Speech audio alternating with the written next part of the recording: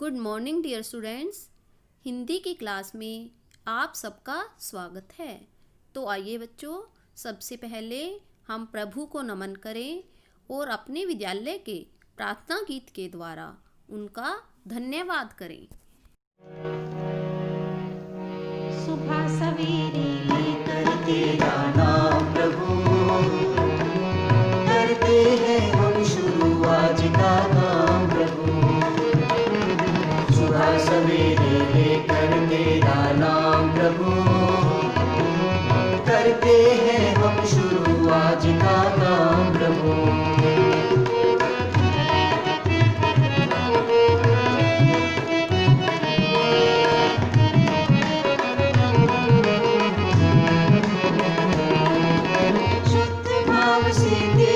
ध्यान लगाए हम, विद्या का वरदान तुम्हीं से पाए हम। शुद्ध भाव से तेरा ध्यान लगाए हम, विद्या का वरदान तुम्हीं से पाए हम। विद्या का वरदान तुम्हीं से पाए हम।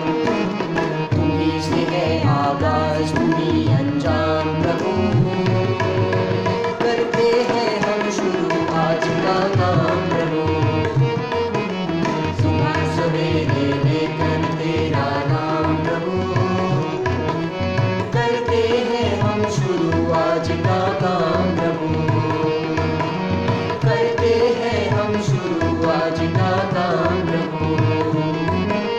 करते हैं हम शुरू आज का काम प्रभु। आज का सुविचार सुनिए। आनंद का मूल है संतोष। बच्चों, इसका अर्थ है कि अगर हम खुश रहना चाहते हैं तो हमारे मन में संतोष होना चाहिए। यानी भगवान ने हमें जितना भी दिया है हमें उसमें खुश रहना चाहिए और प्रभु का धन्यवाद करना चाहिए। आज जो हम अपनी हिंदी बुक की कहानी पढ़ेंगे उसका संदेश भी यही है। बच्चों, अब आप अपनी नव भारती बुक का लेसन नंबर 12 ओपन कर लीजिए। ये एक कहानी है और इस कहानी का नाम है शादी का सपना। यह पेज नंबर 75 पर दी हुई है। यह बहुत अच्छी कहानी है। आप इसे ध्यान से सुनना, फिर खुद रीडिंग कर लेना। हम कहानी पढ़ने से पहले कहानी में आए कुछ कठिन शब्द पढ़ते हैं। सबसे पहले देखिए, ईदगाह। ईदगाह एक ऐसी जगह होती है जहां पर लोग नमाज पढ़ने जाते हैं। उसके बाद है दौलत। आलीशान। आलीशान का मतलब होता है शानदार, जैसे ताजमहल एक आलीशान इमारत है। मृत्यु। मृत्यु का अर्थ होता है मौत, यानी डेथ होना। बेबसी। बेबसी मतलब मजबूरी। प्रसिद्ध। प्रसिद्ध मतलब जो देश विदेश में विख्यात हो, जैसे हमारा शहर कुरुक्षेत्र पूरे विश्व में प्रसिद्ध है, जिसका नाम सब लोग जानते हो। उसके बाद है लाडला। लाडला का अर्थ होता है प्यारा, जैसे आप अपने मम्मी पापा के लाडले बच्चे हो। आप भी इन शब्दों को एक बार फिर से उच्चारण करना, इन शब्दों का उच्चारण करना और अपनी नोटबुक में लिखने की भी प्रैक्टिस करना। अब कुछ शब्दों के आप देखिए। सबसे पहले देखिए प्रसिद्ध। प्रसिद्ध का अर्थ होता है मशहूर। आलीशान। आलीशान मतलब शानदार। इज्जत, सम्मान, प्रकाश, रोशनी। जो लेसन 12 की रीडिंग करने से पहले मैं आपसे एक एक्टिविटी करवाती हूँ। हम विशेषण शब्दों के बारे में जानेंगे। देखो, हमने ग्रामर बुक में भी विशेषण शब्दों को पहले भी समझा था। अब मैं आपको एक ऑब्जेक्ट दिखाऊंगी और आप मुझे उसकी विशेषताएं बताना। विशेषताएं मतलब उसका रंग, आकार, संख्या आदि के बारे में। ये सब किसी वस्तु की विशेषताएं होती हैं। ये देखिए,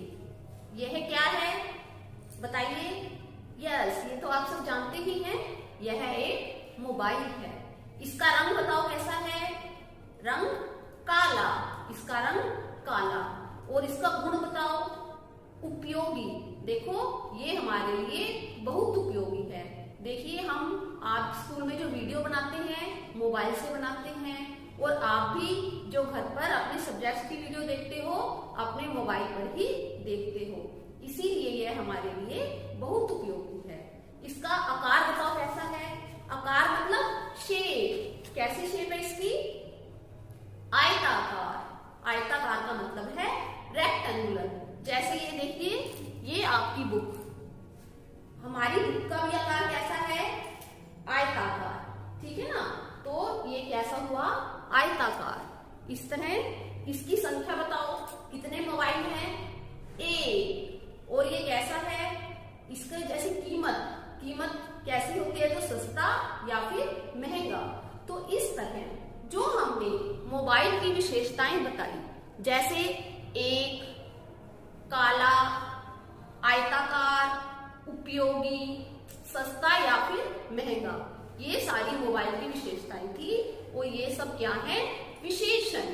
तो बच्चों, जो शब्द संज्ञा या सर्वनाम की विशेषताएं बताते हैं उन्हें हम विशेषण कहते हैं। आइए अब हम रीडिंग करते हैं और साथ साथ विशेषण शब्दों की भी पहचान। अब हम कहानी पढ़ना शुरू करते हैं। ईरान के एक सुंदर नगर शिराज में एक लड़का रहता था। उसका नाम सादी था। देखिए बच्चों, ईरान एक देश का नाम है और उसमें एक शहर शिराज में सादी नाम का लड़का रहता था। जब वह बहुत छोटा था तब उसके पिता का देहांत हो गया। देहांत का अर्थ है मृत्यु होना। उसकी माँ ने कड़ी मेहनत करके उसका पालन पोषण किया। देखिए, जब वह सादी नाम का लड़का बहुत छोटा था तब उसके पिताजी की मृत्यु हो गई थी। तब उसकी माँ ने कड़ी मेहनत करके यानी बहुत अधिक मेहनत करके उसका पालन पोषण किया, यानी उसे पाल पोस कर बड़ा किया। अब बच्चों देखिए, जिन शब्दों को मैंने सर्कल किया हुआ है वे विशेषण शब्द हैं। कहानी पढ़ने के साथ साथ हम विशेषण शब्दों को भी सर्कल करते जाएंगे। देखिए पहला वर्ड क्या है? सुंदर, एक, छोटा और कड़ी। ये शब्द क्या हैं? विशेषण शब्द। आज ईद का चांद दिखाई देने वाला था। देखिए बच्चों, जिस तरह हम अपने देश में बहुत से त्योहार मनाते हैं, जैसे दिवाली, दशहरा, बैसाखी, गुरु पर्व, इसी तरह ईद भी एक प्रसिद्ध त्योहार है जिसे लोग बड़ी धूमधाम से मनाते हैं। और ईद का त्योहार आने वाला था और सादी उसकी प्रतीक्षा कर रहा था कि जब चांद निकलेगा तो अगले दिन ईद का त्योहार मनाया जाएगा। सादी अपनी आंखें आसमान में गड़ाए हुए था, क्योंकि वह चांद निकलने की प्रतीक्षा कर रहा था, इसलिए वह आसमान की ओर देख रहा था। वह चांद देखने की कोशिश कर रहा था। अचानक उसे चांद नजर आ गया। देखिए, ईद का त्योहार रमजान के महीने के लास्ट में मनाया जाता है और जब एक विशेष प्रकार का चांद निकलता है तब उससे अगले दिन ईद का त्योहार मनाया जाता है। ये देखिए, ये चांद निकला हुआ है। ये चांद बहुत सुंदर होता है और देखने में छोटा सा लगता है। तो वह चांद देखकर बड़ा खुश हुआ क्योंकि अगले दिन ईद का त्योहार मनाया जाने वाला था। वह दौड़ता हुआ अपनी माँ के पास आकर बोला, अम्मी अम्मी, कल ईद होगी ना? देखिए, चांद दिख गया है। तब वह अपनी मम्मी से पूछता है कि अम्मी, कल ईद का त्योहार है ना, क्योंकि चांद नजर आ गया है। माँ ने मुस्कुराते हुए कहा, हाँ, कल ईद होगी। सादी बोला, अम्मी, मेरे नए जूते अभी तक नहीं आए। आपने कहा था कि ईद से पहले दिला देंगी। यह सुनकर माँ उदास हो गई। सादी, देखिए, माँ ने सादी को कहा था कि वह ईद पर उसे नए जूते दिला देंगी, लेकिन क्योंकि उसकी माँ के पास अधिक पैसे नहीं थे, इसलिए वे उसे जूते नहीं दिला पाई। लेकिन जब यह बात सादी ने अपनी माँ को कही, तो उसकी बात सुनकर माँ बड़ी उदास हुई कि वह अपने बेटे को ईद के त्योहार पर भी नए जूते नहीं दिलवा सकी। अब आप पेज नंबर 76 ओपन कर लीजिए। सादी के पिता की मृत्यु के बाद वे किसी न किसी तरह अपने लाडले बेटे की हर जरूरत को पूरा कर रही थी। इस ईद पर नए कपड़े तो जैसे तैसे मिल गए थे, लेकिन वे नए जूते कहाँ से लाएं? देखिए बच्चों, क्योंकि माँ ही अपने बेटे का पालन पोषण कर रही थी, उसके पिताजी की मृत्यु हो गई थी। ईद के त्योहार पर उसने अपने बेटे को नए कपड़े तो दिला दिए, लेकिन वे उसे नए जूते नहीं दिला पाई थी। माँ की आंखों से आंसू टपक पड़े। उनको रोता देखकर सादी बोला, अम्मी, आप तो रोने लगी। मुझे नहीं चाहिए ऐसे जूते। देखिए, जब माँ रोने लगी तो सादी ने कहा कि अम्मी, आप रोइए मत, मुझे नए जूते नहीं चाहिए। लेकिन रात को बिस्तर पर लेटकर वह सोचने लगा, हम गरीब क्यों हैं?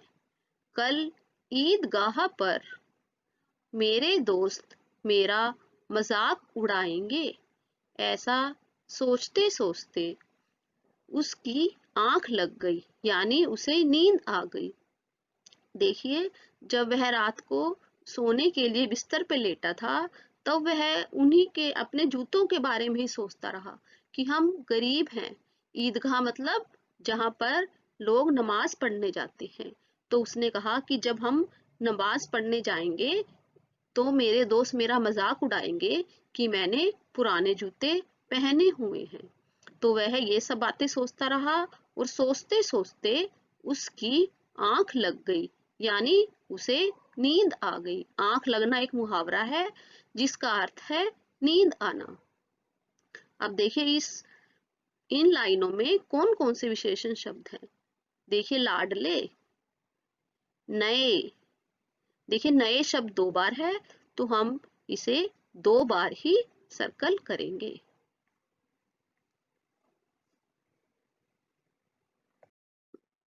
देखिए, जब जूतों के बारे में सोचते सोचते उसे नींद आ गई, तब उसे एक सपना दिखाई दिया। आइए सुनते हैं कि उसने सपने में क्या देखा। उसने एक सपना देखा। सपने में अचानक प्रकाश की एक किरण चमकी और हल्की सी आहट हुई। देखिए, प्रकाश का अर्थ है रोशनी और आहट का अर्थ है थोड़ी सी आवाज। देखिए, उसे लगा कि सपने में एक रोशनी की किरण चमक रही है और उसके साथ साथ उसे एक हल्की सी आवाज भी सुनाई दी। सादी घबरा गया और डर के मारे उसे पसीना छूटने लगा, क्योंकि उसे लगा कि कोई उसके पास आकर खड़ा हो गया है। तो यह सब सोचकर वह बहुत डर गया। डर की वजह से उसे पसीना भी आ गया। उसने देखा सामने एक व्यक्ति खड़ा है। व्यक्ति का अर्थ है आदमी। तब उसने देखा कि एक आदमी उसके सामने खड़ा हुआ है। वह बोला, आओ मेरे साथ। जो आदमी उसको अपने पास खड़ा हुआ दिख रहा था, वह उसे अपने साथ चलने के लिए कह रहा था। सादी उसके साथ चल पड़ा। थोड़ी देर बाद वे दोनों एक आलीशान इमारत के सामने खड़े थे। देखिए, आलीशान का मतलब है शानदार, इमारत मतलब कोई महल, बिल्डिंग। तो जब वह आदमी उसे अपने साथ ले गया, वह एक आलीशान इमारत के आगे दोनों खड़े हुए थे। उस व्यक्ति ने इमारत की तरफ इशारा करके कहा, तो वह उसे इमारत के पास खड़ा कर दिया। उसने सादी को एक इमारत के सामने खड़ा कर दिया और उसकी तरफ देखकर उसे कुछ कहने लगा। प्यारे बच्चे, आगे बढ़ो और दरवाजा खोलकर अंदर आओ। देखिए, वे एक इमारत यानी एक भवन के आगे खड़े थे। तब उस आदमी ने उसे दरवाजा खोलकर अंदर आने के लिए कहा। सादी ने दरवाजे को हाथ लगाया और दरवाजा अपने आप ही खुल गया। जैसे ही उसने उसके दरवाजे को हाथ लगाया, वह दरवाजा खुल गया और सादी उस भवन के अंदर चला गया। अंदर 3 व्यक्ति अपनी अपनी बेबसी का रोना रो रहे थे। देखिए, उस महल में ये 3 व्यक्ति बैठे थे। देखिए, ये 3 व्यक्ति बैठे हैं ना, ये तीनों उस भवन के अंदर बैठे थे। अपनी बेबसी का रोना रो रहे थे, मतलब वो मजबूर थे और इस वजह से वो बहुत रो रहे थे। देखिए, अपने दुख के कारण वे रो रहे थे। देखते हैं उन्हें कौन सा दुख था। पहला व्यक्ति रो रो कर कह रहा था, हे खुदा, खुदा मतलब भगवान, मेरी सारी धन दौलत ले लो, लेकिन मुझे आंखों की रोशनी दे दे। देखिए, जो पहला व्यक्ति था, उसकी आंखें नहीं थी, तो वह भगवान से यह प्रार्थना कर रहा था, हे भगवान, मेरे पास जितने भी धन दौलत है, आप वह सारे रुपए पैसे मुझसे ले लो और उसके बदले में मुझे आंखों की रोशनी दे दो, क्योंकि उस व्यक्ति को दिखाई नहीं देता था। दूसरा आदमी कह रहा था, ए खुदा, तूने मुझे दुनिया की हर चीज दी, धन दौलत, महल और इज्जत दी, लेकिन टांगे नहीं दी। हे खुदा, मेरा सब कुछ छीन ले और मुझे 2 टांगे दे दे। देखिए बच्चों, जो दूसरा व्यक्ति था, वह चल नहीं सकता था क्योंकि उसके पास टांगे नहीं थी। उसके पास रुपया, पैसा, महल आदि किसी चीज की कमी नहीं थी, लेकिन वह चलने फिरने से मजबूर था। वह चल फिर नहीं सकता था। तो वह भगवान से प्रार्थना कर रहा था कि मेरा सब कुछ ले लो, लेकिन मुझे मेरी टांगे दे दो। अब हम पेज 77 पढ़ना शुरू करते हैं। आइए देखते हैं कि जो तीसरा आदमी था, वह किस लिए दुखी था और वह भगवान से क्या प्रार्थना कर रहा था।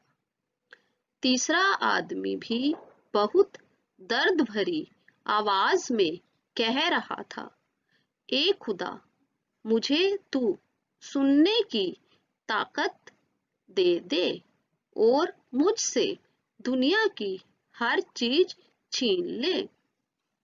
देखिए, जो तीसरा आदमी था, वह सुन नहीं सकता था, इसलिए वह भगवान से कह रहा था कि मुझे सुनने की शक्ति दे दो और मेरे पास जितनी भी चीजें हैं, वे सारी चीजें मुझसे ले लो। यह दृश्य देखकर सादी के दिमाग में एक सच्चाई उतर गई। अरे, दुनिया में तो हमसे भी बेबस और दुखी लोग हैं। बेबस मतलब मजबूर, लाचार, सादी ने मुड़कर देखा तो उसे वह व्यक्ति दिखाई नहीं दिया जो उसे वहां लाया था। देखिए, जब उसने सादी ने ऐसे 3 व्यक्तियों को देखा जिनमें से एक देख नहीं सकता था, एक सुन नहीं सकता था और एक चल नहीं सकता था, उन्हें देखकर सादी को लगा कि दुनिया में कितने दुखी और मजबूर लोग रहते हैं और हम तो उनसे बहुत अच्छे हैं, हमें भगवान ने इतना कुछ दिया है। तब वह सब देखकर वह उस व्यक्ति को देखने लगा जो उसे इस आलीशान भवन में लेकर आया था, लेकिन उसे वह आदमी कहीं भी दिखाई नहीं दिया क्योंकि वह तो एक सपना देख रहा था। तभी माँ ने सादी के सिर पर हाथ फेरते हुए कहा, सादी उठो, क्या ईदगाह नहीं जाओगे? सुबह हो गई है। देखिए, सुबह हो गई थी, इसलिए उसकी माँ उसे ईदगाह जाने के लिए उठाने लगी। सादी की नींद टूट गई। माँ ने मुस्कुराकर कहा, अगर खुदा ने चाहा तो अगले साल तुम्हारे लिए नए जूते खरीद दूंगी। देखिए, क्योंकि रात को सोने से पहले सादी ने माँ से कहा था कि मुझे नए जूते दिला दो, तो सुबह उठते ही माँ ने कहा कि मैं अगले साल तुम्हारे लिए नए जूते अवश्य खरीद दूंगी। तो देखिए, उनकी बात सुनकर सादी क्या जवाब देता है, नहीं अम्मी, मुझे नहीं चाहिए नए जूते। सादी ने कहा। सपने की सारी कहानी माँ को सुनाकर वह बोला, अम्मी, मैं नहीं जानता था दुनिया में इतने बेबस लोग भी रहते हैं जिनके पास देखने, सुनने और चलने फिरने की ताकत भी नहीं होती। मुझे तो खुदा ने 2 आंखें, 2 टांगे और 2 कान दिए हैं। उसके लिए मैं खुदा को बहुत बहुत धन्यवाद देता हूँ। तो सादी ने माँ को कहा कि माँ, मुझे नए जूते नहीं चाहिए क्योंकि भगवान ने हमें इतना कुछ दिया है। दुनिया में तो बहुत से बेबस लोग हैं जिनके पास देखने, सुनने और चलने फिरने की ताकत भी नहीं है, लेकिन भगवान ने हमें 2 आंखें, टांगे और कान दिए हैं, तो हम सब कुछ देख भी सकते हैं, चल भी सकते हैं और सुन भी सकते हैं। ये सब चीजें हमें सिर्फ भगवान ने ही दी हैं और इसके लिए मैं भगवान का धन्यवाद करता हूँ। यह नन्हा बालक बड़ा होकर शेख सादी के नाम से फारसी का प्रसिद्ध कवि बना। प्रसिद्ध मतलब मशहूर, जो पूरे विश्व में विख्यात हुआ। फारसी एक भाषा का नाम है। तो जो ये नन्हा बालक सादी था, वह बड़ा होकर फारसी का कवि बन गया। तो देखिए बच्चों, इस कहानी से हमें क्या संदेश मिला?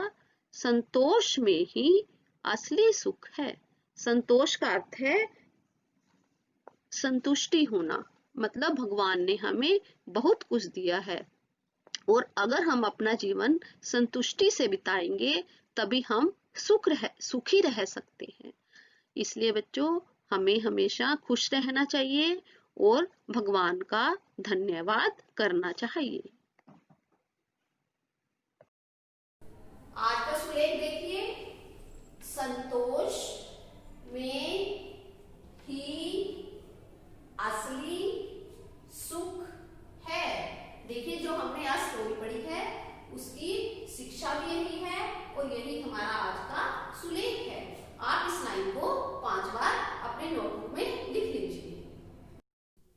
तो बच्चों, आप इस कहानी में आए कठिन शब्दों की रिटन प्रैक्टिस करेंगे और यह कहानी भी अच्छी तरह से रीड करेंगे। Thank you.